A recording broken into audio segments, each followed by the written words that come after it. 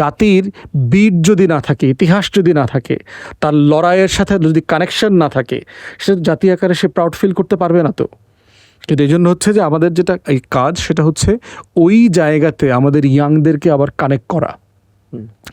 এবং দেখবেন যে যারাই ওই জায়গাগুলোতে কানেক্ট করবার চেষ্টা করেছে এই সময়গুলোতে, তাদেরকে দেখবেন আপনার সুন্দর সুন্দর নামের ট্যাগ দিয়েছে: মৌলবাদী, জঙ্গি, রাজাকার, আলবদর, পাকিস্তানি, তারপরে হচ্ছে প্রতিক্রিয়াশীল, তারা প্রগতিশীল না, এ দেখবেন সুন্দর সুন্দর নাম দিয়েছে তারা।